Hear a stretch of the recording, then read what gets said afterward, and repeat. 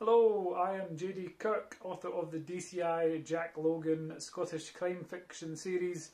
I'm sitting here in a lovely wee cottage on the bank of the River Lochie, just outside Fort William, and sitting in a chair which, in this new book, A Death Most Monumental, book 8 in the series, DCI Logan himself sits in.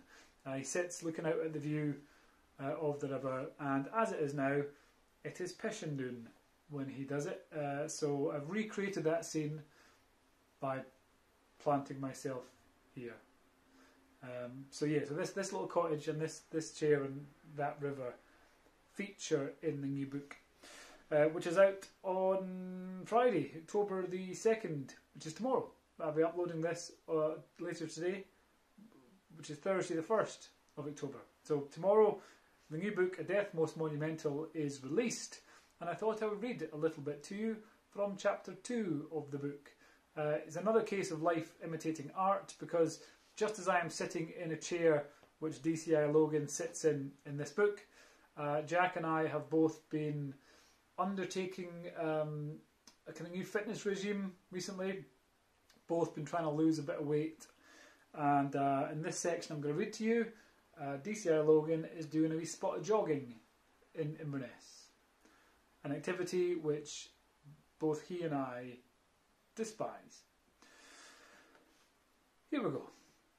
Detective Chief Inspector Jack Logan of the Police Scotland Major Investigations Team ran through the streets of Inverness, sweat slicking his skin, his legs and chest competing to see which could most feel like they were on fire. The particular street he was running on this morning was Sir Walter Scott Drive, out on the east side of the city, and a long, flat, featureless bastard of a thing it was too. Nose to tail, early morning traffic snarled its way towards the city centre, each vehicle creeping incrementally forward whenever the lights changed at the big Raigmore roundabout down at the end of the road. To the frustrated observers sitting in those cars, saying Logan was running might have seemed generous. It was more like accelerated plodding. The detective's gaze fixed on the pavement a couple of metres ahead of him, his big feet pounding the ground in his cartoonishly large trainers. He was not built for running. That's what he had told everyone who asked how his new fitness regime was going. It should have been obvious, he thought, just by looking at him, that a man of his height and build was not designed to move at speed. He was much more immovable object than unstoppable force, and his thrice-weekly running regime was like something from a bloody nightmare. Granted, it was probably necessary. He'd barely passed the bleep test that had been set for him by Detective Superintendent Mitchell a few weeks earlier. In fact, he hadn't passed it the first time at all, after one of his laces had come undone and he'd shed a trainer halfway through the third sprint, much to the amusement of the rest of the MIT. He'd been allowed to repeat it half an hour later, this time with the trainers double knotted. It had been a close call, but he'd made the required number of bleeps before heading back inside the station and projectile vomiting in the visitors' toilet. That was then. This was now. Things had improved slightly in those few weeks, but not much. He'd made the mistake a few minutes ago of thinking about how he was breathing. Until then, air had been entering and leaving his lungs without any real difficulty. Now, though, merely by thinking about the process, he turned it into a panicky, chest-tightening ordeal that was likely to end in either hyperventilation or no ventilation at all. It was impossible at the moment to say which.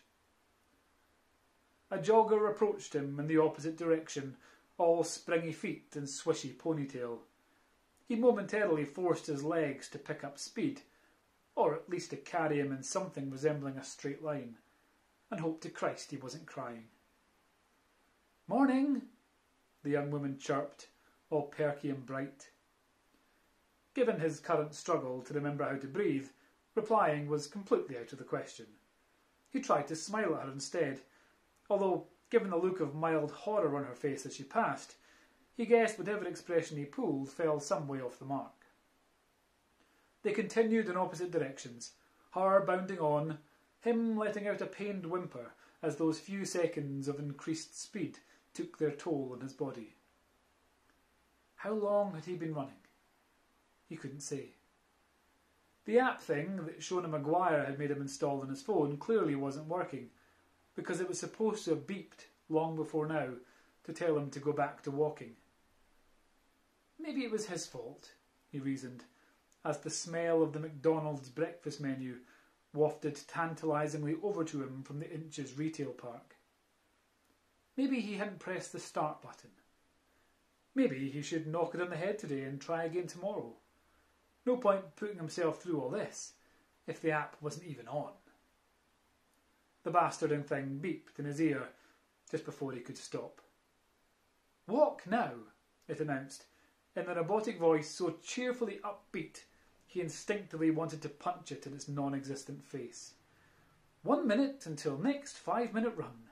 You are on run 2 of 5. Christ! Logan ejected, startling another approaching jogger and causing them to cross to the other side of the road. He tried to limit the damage with another smile, then remembered how well the last one had gone down and decided not to bother. Instead, he spent the next 50-odd seconds frantically gulping air into his aching chest. Then, without warning, the app chimed in his ear again, and a voice he'd never tired of kicking ordered him to resume running. "Oh, fuck off," he told it, drawing looks from the closest cars. But, despite his protest, he did as he was told. He accelerated his plodding. He'd never hear the end of it if he didn't. And I shall leave it there. So that is a little section from Chapter 2 of A Death Most Monumental. Do not worry, there were no spoilers in that section at all. So the book is out on Friday, the 2nd of October. It's set around Glenfinnan, just up the road from here. A body is discovered at the Glenfinnan Monument, and Jack and the major investigations team have to find out who'd done it. That's kind of the whole point of the story, really. So that's tomorrow. Hopefully you're watching this, but the only way you can be watching this is if you're at the launch event. So there's no point in me telling you to come to that. Instead, I will shut up and I will return you to your scheduled programming, and then I'll just sit and look out the window and probably fall asleep. Bye for now.